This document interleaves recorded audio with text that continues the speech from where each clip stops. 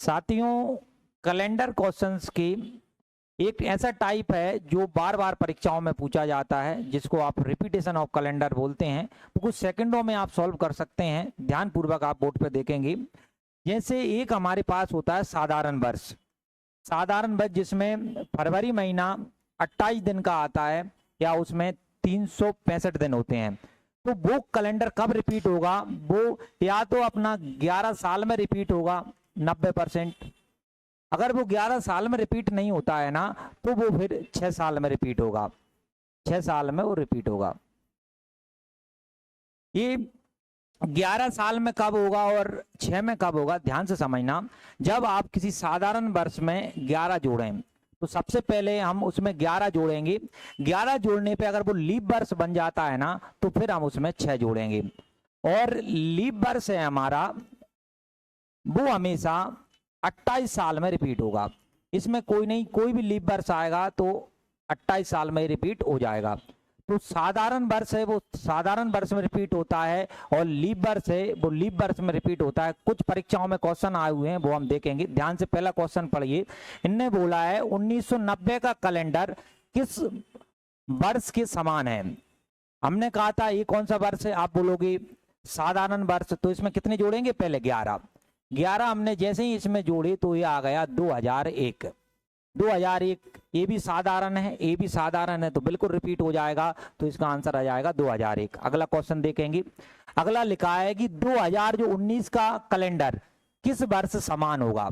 हमने अभी आपको पिछली स्लाइड में ये वाली बात बताई थी कि साधारण वर्ष का कैलेंडर 11 साल बाद रिपीट होता है। अगर वो लीप बन जाए तो वो हो जाता है 6 साल बाद रिपीट, और जो लीप वर्ष वाला है वो 28 साल बाद रिपीट होता है। अब इसको ध्यान से आप देखेंगे तो आप बोलोगे ये साधारण वर्ष है, तो इसमें हम 11 जोड़ेंगे। हमने इसमें 11 जोड़े तो 2019 में 11 जोड़ोगे तो 2030 आ जाएगा। यानी ये भी साधारण है और ये भी साधारण, तो ये 2030 में रिपीट हो जाएगा। एक क्वेश्चन और आप देखेंगे तो यहाँ पे 2005 लिखा है, ये साधारण वर्ष है। इनमें किस वर्ष समान होगा? साधारण वर्ष में 11 जोड़ेंगे, आपने कहा 11 जोड़ दो। जैसे ही आपने 11 जोड़े, 2005 में 11 जोड़ोगे तो आएगा 2016। लेकिन आप जैसे ही ये 2016 आएगा, आप देखेंगे कि ये साधारण वर्ष है और ये आ गया लीप वर्ष। कभी भी साधारण वर्ष का कैलेंडर लीप वर्ष में रिपीट हो ही नहीं सकता। क्यों? क्योंकि इसमें होते हैं 365 दिन और इसमें होते हैं 366 दिन। तो फिर कितने दिन बाद लीप रिपीट होगा? फिर वहां होगा 6 साल बाद, जो अभी हमने बताया था। अगर 11 जोड़ने पर वो लीप बन जाए तो वहां जोड़ेंगे अपन 6। तो 2005 में 6 जोड़ोगे तो आएगा 2011, यानी 2011 में रिपीट हो जाएगा। आप देखोगे इसका आंसर। और अगले को देखेंगे, ध्यान से देखो। फिर लिखा है 2017 का कैलेंडर किस वर्ष रिपीट होगा। 17 भी आप देखोगे साधारण वर्ष है, तो पहले 11 जोड़ेंगे। हमने 11 जोड़ा तो आ गया 2028। फिर वही वाली बात कि ये साधारण वर्ष है और ये आ गया लीप वर्ष। तो साधारण का कैलेंडर कभी लीप वर्ष में रिपीट होगा ही नहीं। फिर 11 जोड़ने पे नहीं आया तो फिर हम जोड़ेंगे 6, और 17 में आपने 6 जोड़े तो आएंगे 2023। यानी ये कैलेंडर 2023 में रिपीट होगा, तो इसका आ जाएगा 2023। एक प्रश्न को आप ध्यान से देखना। ये लिखा है 1997 का कैलेंडर किस वर्ष रिपीट होगा। ये 97 है, वो भी हमारे पास साधारण वर्ष, किस वर्ष समान होगा। तो हमने कहा पहले इसमें हम 11 जोड़ देते हैं। हमने 11 जोड़ेंगे तो ये आएगा 2008।